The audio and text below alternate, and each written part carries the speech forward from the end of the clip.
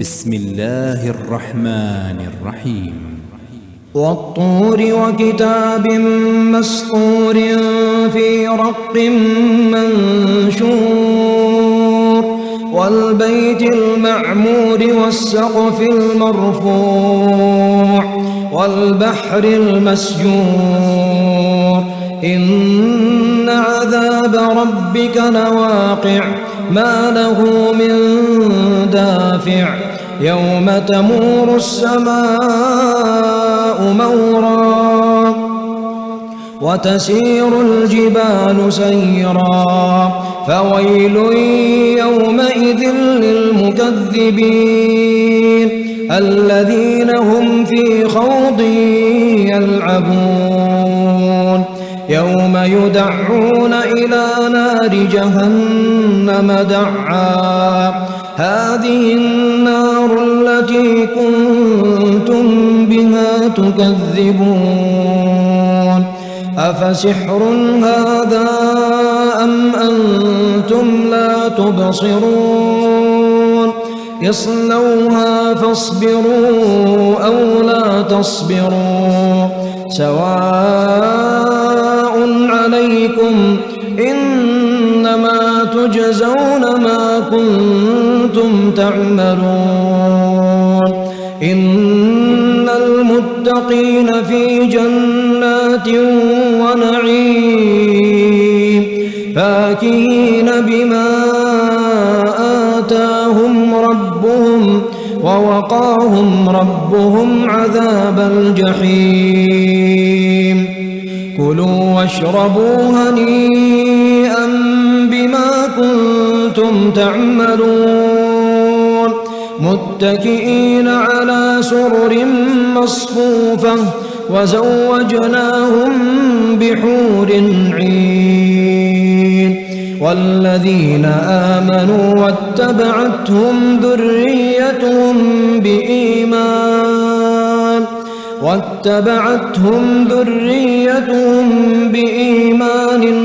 ألحقنا بهم ذريتهم وما ألتناهم من عملهم من شيء كل امرئ بما كسب رهين وأمددناهم بفاكهة ولحم مما يشتهون يتنازعون فيها كأسا لا لغو فيها ولا تأثيم ويطوف عليهم غلمان لهم كأنهم لؤلؤ مكنون وأقبل بعضهم على بعض يتساءلون قالوا إنا كنا قبل في أهلنا مشفقين فمن الله علينا ووقانا عذاب السموم إنا كنا من قبل ندعوه إنه هو البر الرحيم فذكر فما أنت بنعمة ربك بكاهن ولا مجنون أم يقولون شاعر نتربص به ريب المنون قل تربصوا فإني معكم من المتربصين أم تأمرهم أحلامهم بهذا أم هم قوم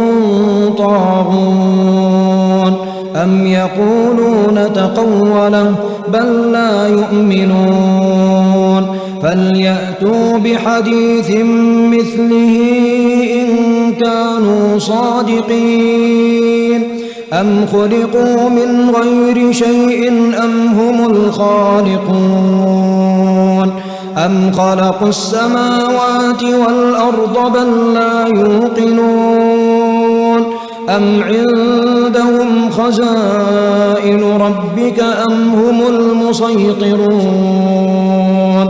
أم لهم سلم يستمعون فيه فليأت مستمعهم بسلطان مبين أم له البنات ولكم البنون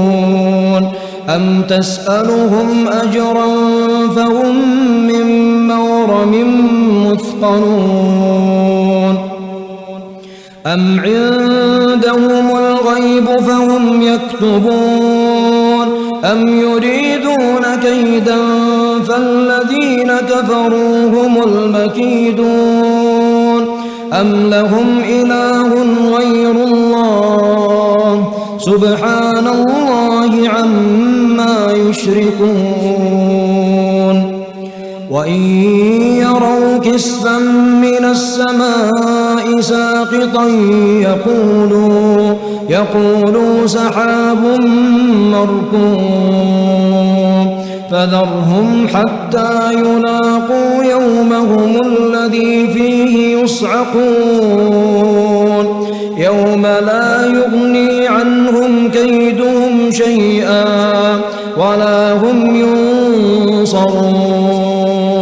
وإن للذين ظلموا عذابا دون ذلك ولكن أكثرهم لا يعلمون واصبر لحكم ربك فإنك بأعيننا وسبح بحمد ربك حين تقوم ومن الليل فسبحه وإدبار النجوم